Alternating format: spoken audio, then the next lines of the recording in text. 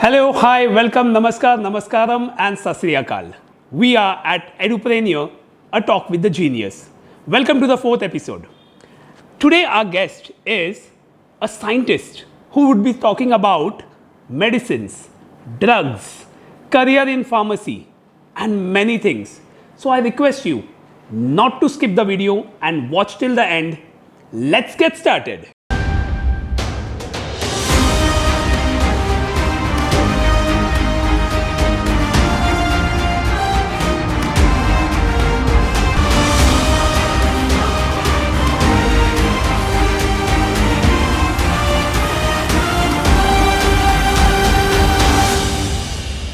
Our guest is Dr. Anuradha Majumdar. She is a B.Pharm, M.Pharm and a PhD Tech. She is also a gold medalist in M.Pharm from Nagpur University. She is an academician, also a scientist. Guided around 70 M.Pharm research students. She has also guided around 10 PhD research students. She has 4 Indian patents granted, 2 are applied, out of which 1 is assigned to Cipla Limited. She has done her industry plus government projects and these are worth more than 2 crores. Around 1000 citations are under her name. Area of her research is pharmacology, drug delivery and toxicology. Dr. Majumdar is also a former Dean Faculty of Science and Technology at the University of Mumbai. And currently, she is the head of Department of Pharmacology at the Bombay College of Pharmacy. Ma'am, welcome to the show. Thank you, Wahid. Such a huge profile you have. Again, I have the same question to every guest of mine. What motivated you to learn so much? I think that drive was there in me from my school days itself, and I was an avid reader. Enid Blyton's, anything, and I think liked to read and learn more. Those days, remember, we did not have much of television, so we were voracious readers. And after my 10th and 12th, those days, you know, there were very few fields and I was aspiring for medicine. And our time it was PCB scores and PMT. Nowadays you have NEET and all those things. Our times it was not there. PCB as in physics, chemistry, bio total, and it used to go cut off 90, 92. So I missed medicine by 2 marks and joined the government Department of Pharmaceutical Sciences in Nagpur University. Did B.Pharm there and then cracked GATE examination, which is an entrance to masters. After cracking GATE and getting a good percentile, I continued to do my masters, that is M.Pharm in pharmacology. After that, got married, came to Mumbai, did my PhD Tech in pharmacology. This is one area. Pharmacology is a subject which is common to medicine as well as pharmaceutical sciences. It is the study of what the drug does to the body and what the body does to the drug. Because when you're taking medicine, the body doesn't leave it like that because it's a foreign compound medicine. So body will metabolize it, will excrete it out, right? So the study of pharmacology is something which is common to both these, you know, medicinal sciences and pharmaceutical sciences. And I pursued my PhD in it, yes, and then continued with research because along with teaching, I had masters and PhD students who pursued research and projects came and you started doing, and this was your journey. This was my journey. So basically, what you liked more? Did you like research or do you like only studying? When you study, research emerges out of studying because research is something where you are innovating or doing something novel. Unless you read, unless you are well versed with the background information, what are the current trends, what is the scenario in India as well as abroad, you will not be able to embark on research. So you have to be very much updated. So reading and studying is very much what you call it, amalgamation of reading as well as research goes together. So amalgamation of reading and research goes together. Ma'am, the reason I asked you this is, do you find the same amount of passion in this generation or your students? Good question, Wahid. See, our times things were in certain ways easy, distractions were fewer, for us, when we had to do research and do literature survey, we call it as literature survey, doing your background studies, right? Getting your information. So the journals were not in place in most of the libraries. So we used to write either to the authors abroad to get the reprint. We used to call it as reprint request. And I still remember going to the post office and sending those postcards or under certificate of postage, which was cheaper, to authors abroad, and getting reprints from them after maybe 1 month or so. And those days diskettes had just come, and I think so we could write to National Medical Library, Delhi, and they would send us list of abstracts. You have to give them the keywords.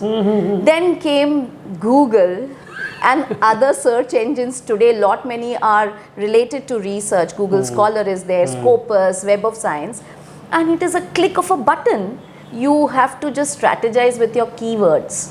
You know, that's a strategy, because you want to do data mining where there is so much of information and you want your information to be precise. So then it is in one day you can get enormous loads of data. Now the question comes, how do you analyze and read the data? So the current generation, what I've seen is, it's a mix. The millennials, because they are very used to WhatsApp and they are very used to sending those shortcut words and messages, right? Which I also don't understand. Okay, so they are a mix. They may download a lot of information, but they sometimes just scan it, and scan may not be adequate. For those days, what we used to do, we used to get those papers, they were precious. We used to read every page, right? And we could say discussion may, this is there, methodology, this is there, these are the cross references. Today, probably because there's huge data, because of the www and access. But yeah, I think this generation is smart. So they know what to sieve and get, and काम हो जाता है. Also, when you said, I also see the differences during that generation, means where you belong to in the 90s, since it was not an advent of technology at that time. I think so that time more you have to remember things. Yes. But now the generation do not need to remember things. They can actually articulate what they are studying and they can directly implement those things. So ease of information is good, but how do you apply that information is somewhere lacking with this generation, which was much more better in that. Do you feel this? Probably, because information has to translate to knowledge, right? And that is probably the reason that the new education policy 2020 is making more flexible education. So I may be doing pure science, but I would have the option of taking a minor in psychology or a minor in geography. Correct. Based on my varied interest. Correct. Right? Correct. There will be a time maybe a science student can also take liberal arts like as one of the options, electives, right? Right. So our time, this generation, what I feel, because I was in a leadership position as a dean, they need not mug up things, Wahid, because you just need to have a laptop or a computer or a phone to get information. What they need to know is information which they have, which is rapidly changing. Technology is changing very rapidly, and we know jobs which do not exist would exist after 20 years, okay, which we do not have an inkling of today. So the important part is to adapt. The important part is when they know information, they imbibe information, how to translate it to application, right? They need not mug up things, but they should know if this is a theory, what is the application of that theory. They should also, the students should have, which I feel is a very important marker for intellect, is that correlation. They have studied something in this branch, suppose, and how does a concept correlate in some other branch? Perfect. So this is what the foundation we should give to our students, and I think students should aspire for that. Certainly. The correlation actually helps them, and this happens, ma'am. What happens is you are studying something, you go out, and maybe you are working in some different field. But obviously the topics which you have studied, if you have understood, you can correlate and use it in some other field. and that actually yields good result. For example, you are from IT background and you've done political science. How IT and the internet influences voters' decisions and the trends is something which you can correlate when you do the pol science part, right? The data. So the data part, yes, the data part. Very important. So this correlate, and that's the reason maybe multi-discipline approach, the multidiscipline approach comes in the place over here. Yes. So NEP is supporting that. Ma'am, if you can shed some light on this. Yeah, so the New Education Policy 2020 is a proponent for number one, student flexibility, number two, holistic learning for students, and number three, multidisciplinary approach. So because no branch is watertight, every branch has some link with other. For example, science and medical practice or healthcare policies cannot be studied in isolation unless you know the socio-economic strata, the way health policies are executed from the primary healthcare centers to the tertiary hospitals, right? So we have understood that humanities has to link up with healthcare, with pharma, with drug availability, etc. So I feel joining the dots is very important. So students also should not feel that they are learning something which is very watertight.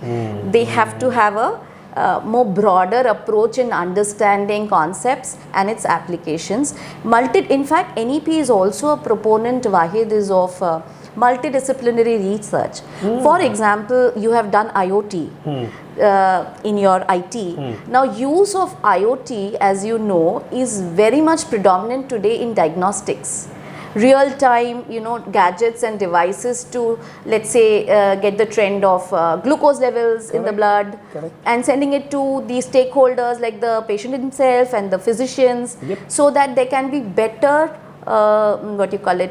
control of the disease. Right? Understanding of the disease before it appears. Right. So AI, use of Internet of Things, all of these are going to revolutionize the way healthcare is meted out to the population, and the bottom line is to maximize outcome. We need more healthy citizens, and that's what the aim is. And I think all of these aspects, IT, healthcare, science, technology, everything comes together. And as you know, today they are talking about the hyphenated system of IT and the physical systems, right? So I think that's the way it's going to be. Alexa today can also, in abroad, they are taking orders for medicines. So e-commerce or e-pharmacy is going to another level. Correct. You mentioned about the AI. So ma'am, AI in pharmacy or AI in medical field is playing a very important role. They are also working on models which would be playing the role of a doctor maybe, where currently also there are many operations that are being done by robots. And those things are happening. But my point is about AI. The advent of AI was long before. The advent of transformers in 2018 changed the picture altogether. Ma'am, I want to understand, in pharmacy, if AI comes in, would we have new jobs, or would the old jobs will be completely replaced, or it would be a hybrid thing? Old will be remaining, and even we would be having some new jobs coming up. What would be that? I think in the future it will be more hybrid. So that's the reason I tell my B.Pharm students, that if you are getting a chance to undertake a course in Python, let's say, for data analytics, or you want to learn about AI in healthcare, don't shy away from it, because it's not rocket science. If a BE or BTech student can do it, you can also do it. Because you cannot say, I have done pharmacy subjects, pharmaceutics, pharmacology, medicinal chemistry, I need not do Python, because then your job might be taken by somebody else who knows it. The best part is you have the domain knowledge, which is the core subject, and you also know at least a part of a working knowledge of IT, so that you can later further improve your knowledge, and your company will give you that support. So I feel traditional jobs would be there, which have been their classical jobs, but there would be lot of beyond automation changes, wherein there'll be use of cloud, there'll be use of machine learning, robotics, when it comes to production. AI use in diagnostics is, as you know, image analysis. This is a big thing now. Robotic use in surgery. See, now you see for e-commerce trend, now we know that when we are buying anything from any of these platforms, the entire AI is actually profiling you as a customer. What is, do you like pink color clothes or blue color? They will know your trend as well. What do you go for more? What is your color choices? What is the range in which you buy your products? Correct. So like that, pharma, although now it's highly regulated, marketing is regulated, sale is regulated, but there will be a lot of, you know, what you call it, e-pharmacies which will play an important role. Let's say targeted, you know, a niche area, let's say diabetics. You know, India is slated to be, you know, to have a high burden, patient burden of type 2 diabetes. So how does the government ensure that we have a better control of diabetes? Because diabetes, as you know, is a syndrome. It is not just glucose control. If it is not, it can cause retinopathy, it can cause nephropathy, there can be diabetic neuropathy. So there are a lot of collateral damages which can happen to the patient if the hyperglycemia is not controlled. Correct. So I feel such kind of areas, there would be much more, as I said, use of AI because the patient pool is very high. Correct. Right? To see how the trajectory of the patient is going, what should be the interventions to improve the clinical outcomes. Right, right. Perfectly said, ma'am. Basically, AI is going to be used for betterment of the jobs. Definitely, new jobs would be popping up. But you need not worry about if you are a learner. A learner is a person who will always keep on learning new things. If you have a rigid mentality, boss, your job is gone. Yes, true. Right, absolutely correct. You have to adapt and keep on learning. You are a student till your professional career is on, even later on. Correct, correct, correct. Ma'am, coming to pharmacy again, can you shed some light on the careers in pharmacy and also the scopes which the student has? Now, currently you said about AI, but if a student is in 12th standard and he is looking out for a career in pharmacy, what should be his future aim? Okay, so can I first give an overview on what subjects we study? Sure, ma'am. Right? Sure, so when you enter B.Pharm, B.Pharm has some, that is Bachelor of Pharmacy. Our time, when we used to say people, you know, I'm doing B.Pharm, they used to hear B.Com. You're doing B.Com because pharmacy was so rare, you know. Rare. But now it is very popular. In fact, I'm very happy to tell you, Wahid, that nowadays admissions in pharma go full. And there are more student aspirants for B.Pharm program than BE, and that came in the newspaper during COVID time 2020, even subsequently. So till mankind is there, disease will be there, healthcare will be there, and pharma sector is booming. So let me tell you, pharma hardcore has left several verticals. Pharmaceuticals, which we know in India as generics, then innovation and R&D, where we come out with proprietary products after patenting it. Then you have biologics, where you have vaccines, biologicals, biopharma, monoclonal antibodies. You have wellness products, right? Wellness products, nutraceuticals, cosmeceuticals, and you also have what you call it, fields where today they are talking about preventive health, right? So all these, and I forgot, very important, Ayurvedic, Unani, homeopathy, these kind of alternate medicine system, which also many of the pharma companies are into. We know about big companies, Sandu, Zandu, so Baidyanath, which have been traditionally manufacturing Ayurvedic products and Unani or Siddha products, etc.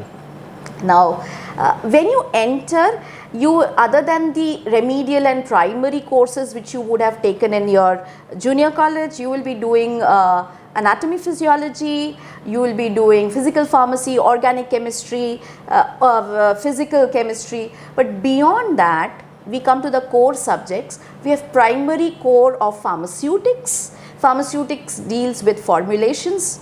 You have my subject, pharmacology, and as I mentioned earlier, pharmacology is a subject which is common to medicinal sciences as well as us.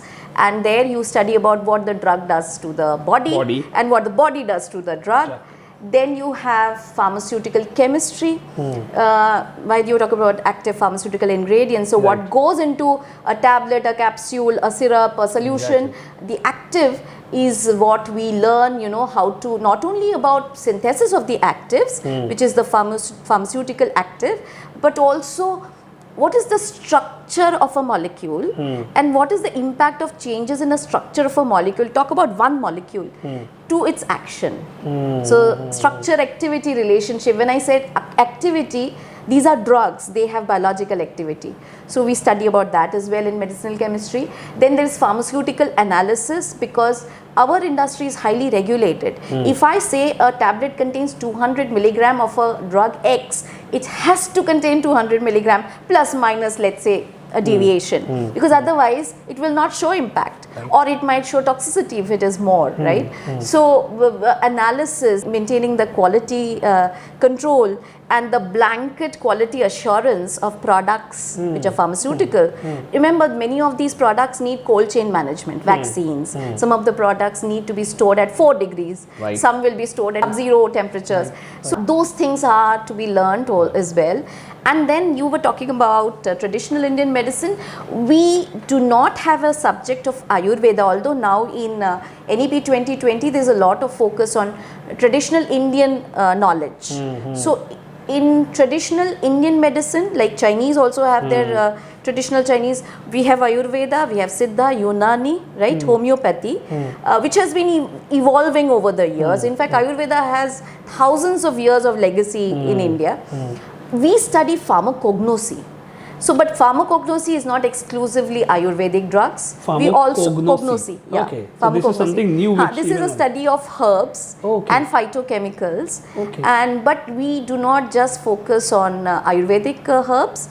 We also focus on Western herbs. It's a blend. Right. So St. John's wort and other products which has been coming from the Western world, we do everything. And there also, remember now today in fortified food, right, you have functional food, you will find active extract of curcuma, that is your haldi. Right, but it has been fortified, right? It is more concentrated, rather than taking haldi in a solution form or heating it and making a kada out of it, which we usually do during the rainy and the winter season when we have cough and cold, right? So that field is now evolving, Wahid, and if you later I will explain to you how we are evolving in terms how we are trying to get our traditional knowledge using modern tools of molecular biology to understand why is it showing activity. It's written in our ancient scripts that it is, let's say, used for diabetes, it is used for liver ailments, right? But that was clinical practice and it was depicted. But now we are doing at a cellular level these Ayurvedic drugs or principles. How do they act? Where are they acting? What are their targets? At a gene level, at a protein level. Like homing of the thing? No, we are more like substantiating that our ancient text has merit. By using modern tools of drug discovery and Correct. As Indians, we are also into research of all the herbs, alternative medications. Yes. Not only allopathy, not only Ayurveda or not only homeopathy. We are looking at a broader aspect where we can bring everything into the picture for the ailment and for the health industry to prosper and for our India to be a healthy India. We can say that. Correct. Absolutely. So Dr. Majumdar, there is a doubt with all this knowledge, a student, when he comes into the picture, he says, okay, now I am going to be a pharmacist. What is he looking at? Because if I say at the ground level what is happening, at the end, maximum people go out, either they become an MR, they are looking for an MR job because they want to get into a pharmacy company, so they have to do a field work kind of thing as a medical representative. Otherwise, they open their own medical stores. Yeah. Or else, to be more blunt, they own the certificate and they give the medical store to be owned by someone else. Yeah. So how good is this, or how is this affecting the field? So first let me clarify that they cannot do that. If they are giving the certificate, they are supposed to be the pharmacist in that store, the retail outlet. So let me come to the careers. So after doing B Pharm or M Pharm, earlier, as I was mentioning to you while we were having a candid chat, that it was production, it was marketing and sales, and there was regulatory agencies. You could enter the Indian FDA, and the good cream students went abroad. And we have many students of Bombay College of Pharmacy who are settled all across the globe and who are, are at great positions and always give back to the alma mater. So today it has expanded. So other than production, and that to production, let me tell you, not just generics, where you're making tablets, capsules, suspensions.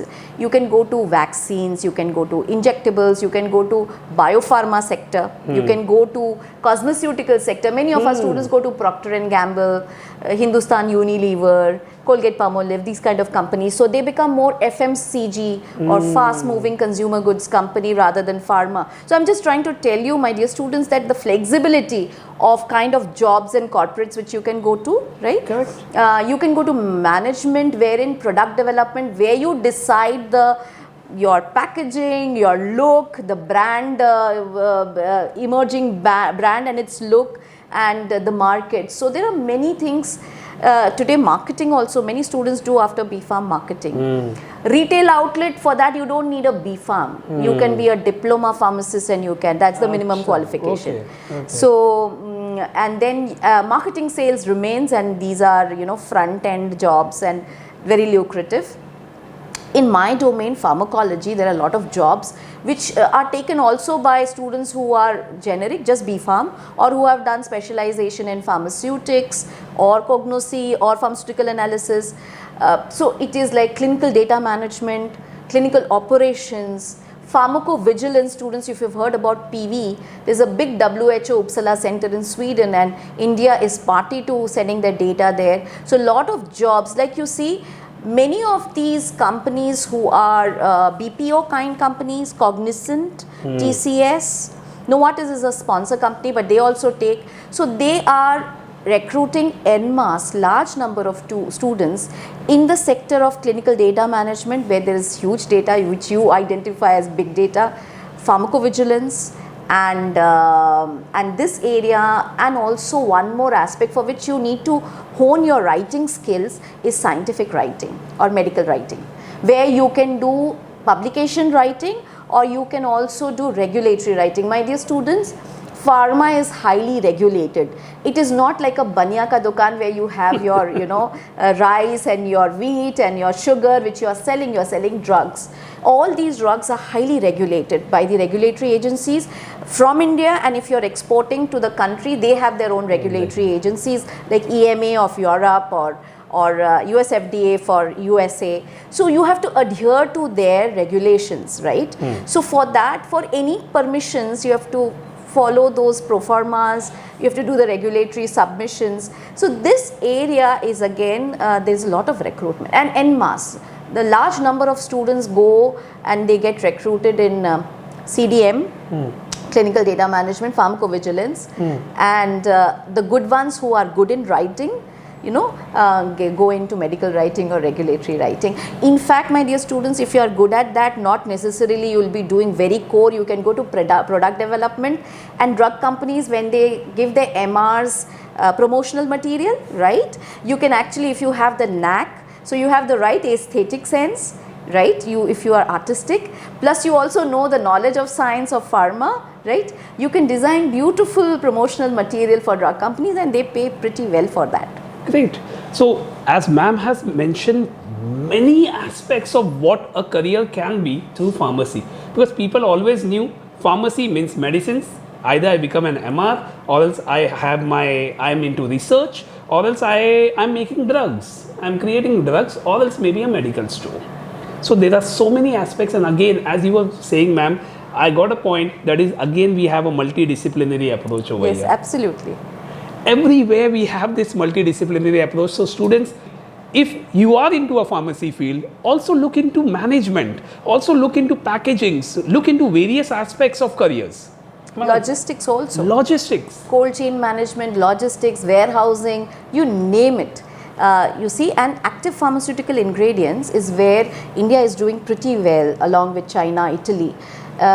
We have very strong, force of students who are very good in organic chemistry in India, Yes, yes. Chemistry has been very traditionally developed Right. science in India, you Right, know. yes. We have whole departments everywhere.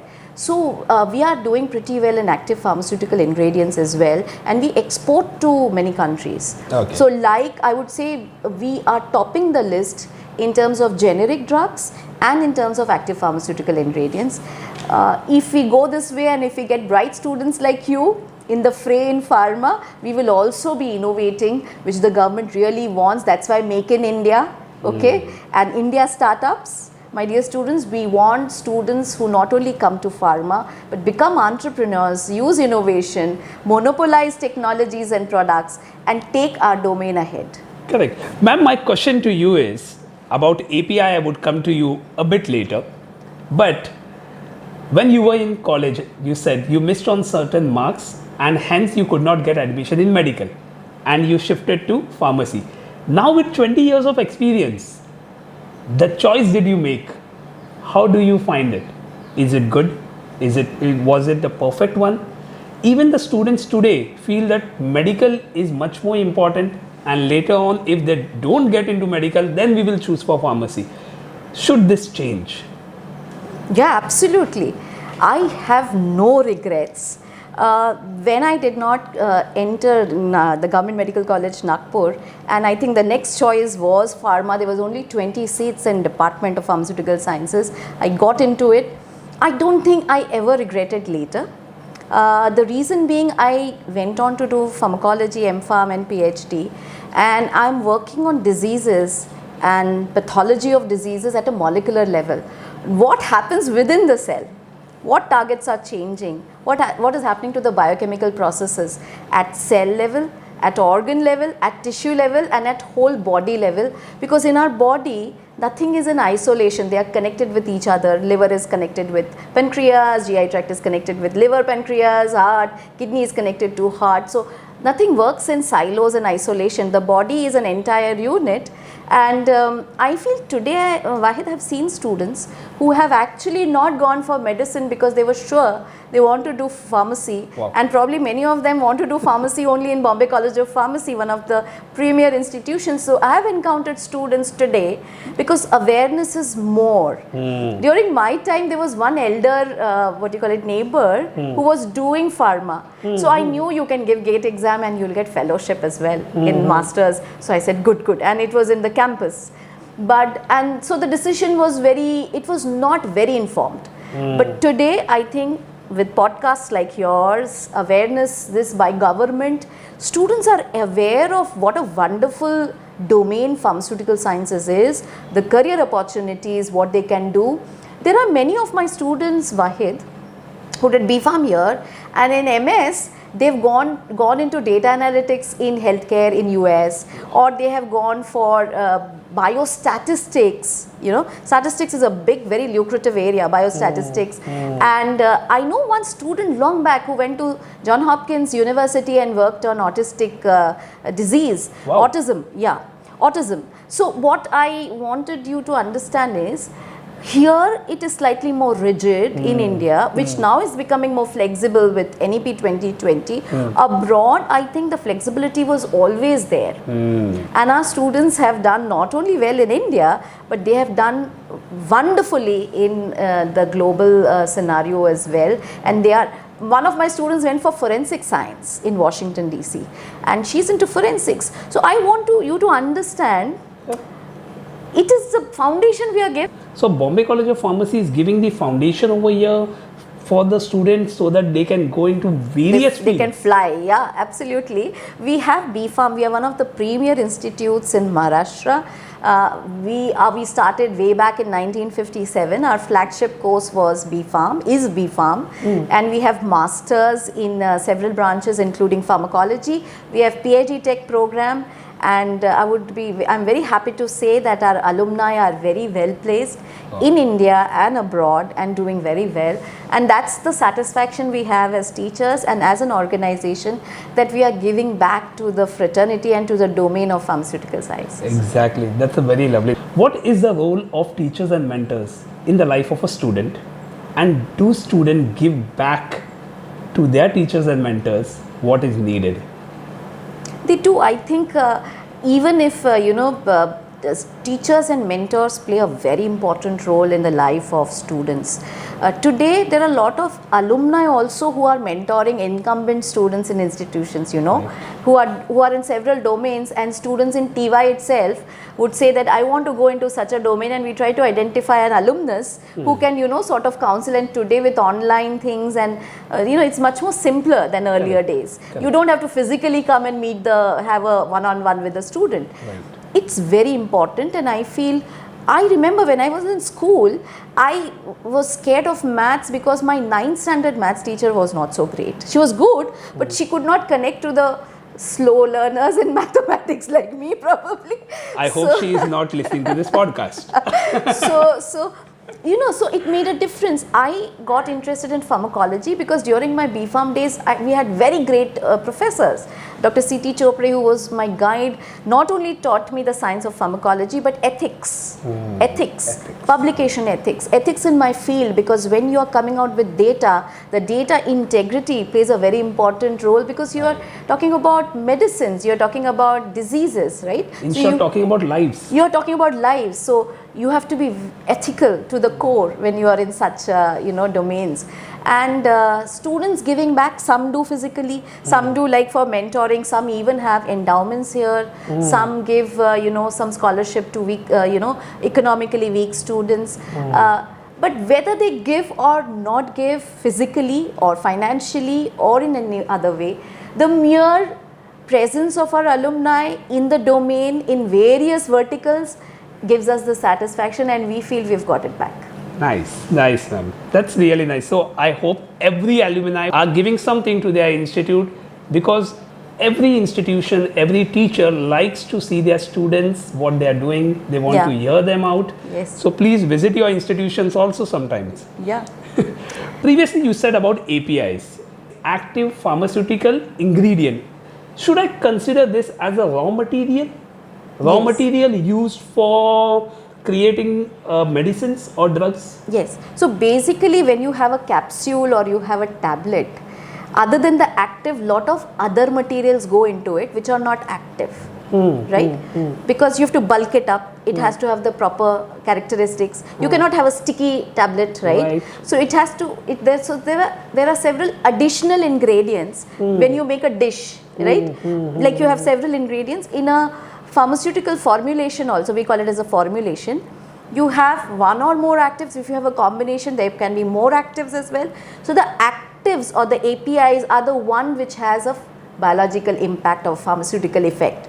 The remaining material which are added is just for the composition and to give attributes to the composition. It may be a suspension, solution, syrup, in pediatric, let's say, or a solution. It can be a capsule, tablet, softule, whatever, okay?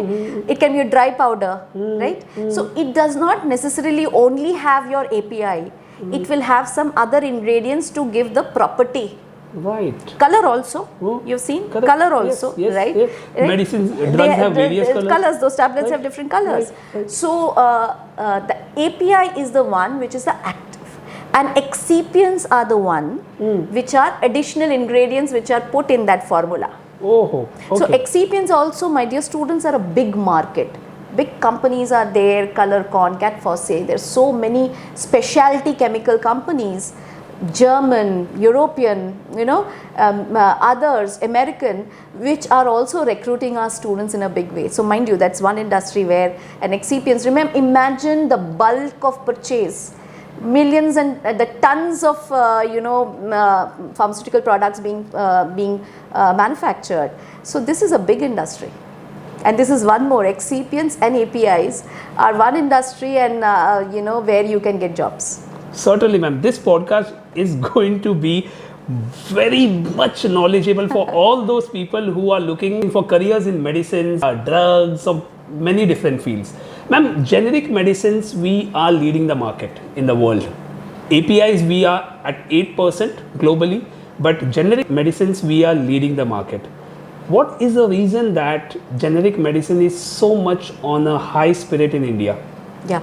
So let me just give our students a brief on what generics are. So when a drug is under patent, it is a proprietary product, okay, and they are usually highly priced. So many of the anti-cancer drugs are highly priced because they are still under patent, right? So it becomes very difficult for average this to, even under insurance, to sort of, meet up the requirement of expenses associated with the therapy. Generics are follow-on versions of a proprietary product which can only come into the market when the lifespan, the patent lifespan of that product is over for that innovator company. Okay. Innovator company themselves also many times come up with generic versions. Generic version comes at a fraction of cost. Because when during the 20-year of patent life, the innovator company is trying to recover the costs they have put in R&D, research and development, and coming out, because on an average, a drug to come out into the market takes around $800 million to $1.2 billion, right? Some biologics may be even more. Okay, so the reason, and that's why proprietary products which are under patent are expensive. Generics are follow-on products, and our generic from Cipla, Sun Pharma, Reddy's Lab, you name it, we are exporting generics big time. Big time. India is a leader, and that's why formulation development. When you see R&D, there's also one segment called as research and development. Under that you have formulation development, where we are doing a lot of novel drug delivery system using nanotechnology. You must have heard about nanotechnology, my dear students, where we nanosize our products, our vesicular system, dry systems, powder systems, and that can be ophthalmic, that can be oral, that can be injectable. So this is one area where we are doing very well. Nice, nice. So generics will, once the proprietary and we come out, and they apply for US generic permissions in advance. So there may be companies, suppose a patent is getting over in 2032 and already Sun Pharma or Cipla would have applied for the generic version. So when the patent life gets to an end, our generics would, the first one which is approved, would flood the market there, and the cost will be fraction. Great. That's a very good initiative, Insha. Yeah, that's the way this works. And that's why we are doing, just see whether it is Europe, America, African countries, South America like Brazil, Indian products all around. You go to the medicine store and you'll see that anything which you'll find an Indian product there. And that's a big service also we are doing to the globe. To the globe, to the humanity. To humanity. Ma'am, I would like to ask you, what is the admission process for pharmacy? So there is a CET, Maharashtra CET exam which is conducted, and students have to give the exam. In that, actually we also consider, earlier it was PCB, and people who had PCM were not considered, but the rules were changed. Now we also take PCM students, but they have to take remedial biology in their first year, SEM 1, SEM 2. So whatever they miss out in their junior college by not opting for biology, so that we sort of remediate for that by taking those extra courses. This is apart from the entrance exam? No, in CET you can choose your subjects, right? Right. So there are students who choose physics, chemistry, mathematics. Right. There are students who choose physics, chemistry, biology. Correct. So earlier it was very rigid. We used to only take students who and consider the score of physics, chemistry, biology. Okay, because that was essential for us. But now we also consider students who have PCM and opted out for biology and give them remedial courses in first year B.Pharm. CET is the main way of coming, and the admissions are centralized by Directorate of Technical Education, Maharashtra State. So that is for B.Pharm admissions, and for M.Pharm admissions it is GPAT examinations is conducted at a central level. Earlier it used to be GATE. Today also students give GATE if they want to go into biomedical engineering, masters after B.Pharm in IITs, etc. But GPAT is considered for M.Pharm admissions all across India. And for NIPER admissions, NIPER are central, institutes. There are 7 NIPERs in India, essentially very research-centric institutes which have master's degree in the form of MS, Master of Science, and they have PhD programs. NIPERs do not have B.Pharm. NIPERs are basically just like IITs? But IITs have undergrad. Undergrad. And NIPERs do not have undergrad. They only have postgraduate, that is MS, and PhD programs. Okay.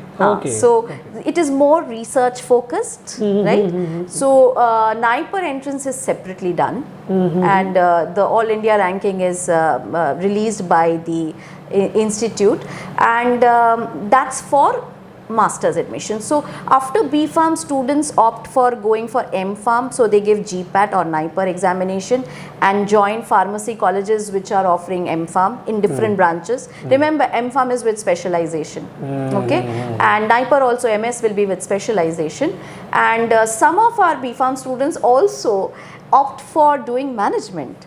And they also give CAT exam or CET management exam of Maharashtra, or they give All India CAT exam.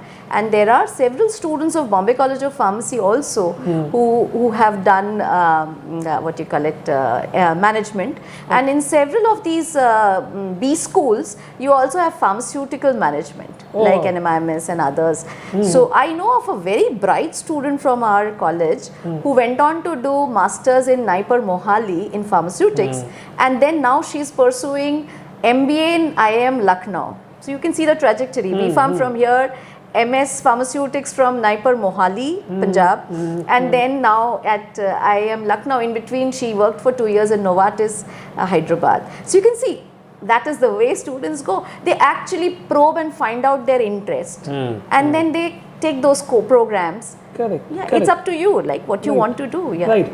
So, ma'am, does NEET play a role in this? There are some seats through NEET is what I know, but exact percentage of pure government, and that would be for pure government days, I am not very well versed with the percentage of seats. I am sure students can avail of this information from government websites. Cool. There is a saying, ma'am, कि I did pharmacy, पर कुछ हो नहीं पाया मुझसे, मैंने छोड़ दिया pharmacy, या in short we see that pharmacy करके मैं बर्बाद हो गया. This kind of talks people have. What would you like to say on this, ma'am? I think it is a lot depends on the attitude. Students, if they feel that the B.Pharm degree is their gateway to jobs, they are mistaken. The B.Pharm degree should be accompanied with the right attitude, right knowledge and the right skill sets. Then only you can enter a company and grow there. Initially your package might not be great, it might be average or below average, but once you prove yourself, in the next 2 years, the sky is the limit in the area of pharmaceutical companies. Exactly.